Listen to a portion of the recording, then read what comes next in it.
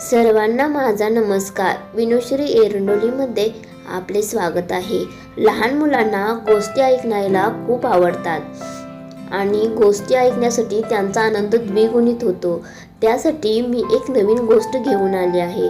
त्या गोष्टीचे नाव आहे उंदराची टोपी। चला तर मग पाहूया अतिशय सुंदर गोष्ट। एक उंदीर मामा होता। तो रस्त्याने जात असताना त्याला एक फडके सापडते।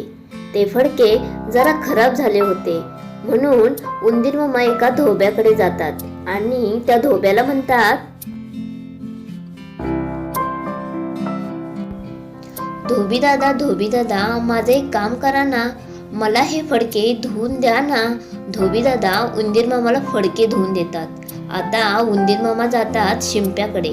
शिंपी दादा मला या फडक्याची एक सुंदर टोपी शिवून द्या की, आणि तिला छान असा रंगीत गोंडाही लावा।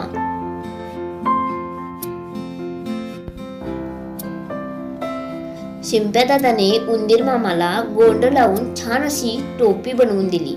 उंदीर मामाने टोपी डोक्यात घालून हातात एक ढोलके घेतले आणि वाजवत, माझी टोपी राजाच्या टोपीपेक्षा छान, डुम डुम डुम डुमक। राजाने हे ऐकले। लगेच राजा शिपायांना म्हणाला, जा त्या उंदराला माझ्यासमोर पकडून आणा। शिपायांनी उंदीरला पकडले आणि राजाकडे आणले। राजाने त्याची टोपी काढून घेतली। मग उंदीर मामा म्हणाला, माझी टोपी घेतली? राजा भिकारी, डुम डुम डुमक। हे ऐकून राजा रागवला। त्याने उंदीर मामाची टोपी खाली फेकली आणि उंदीर मामाने ती घेतली आणि म्हणाला, राजा मला घाबरला, माझी टोपी परत दिली, डुम डुम डुमक। तो राजवाड्यातून निघून गेला।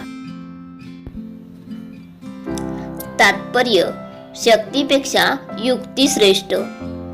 अशाच प्रकारे नवनवीन व्हिडिओ पाहण्यासाठी आमच्या चॅनलला अवश्य भेट द्या। धन्यवाद।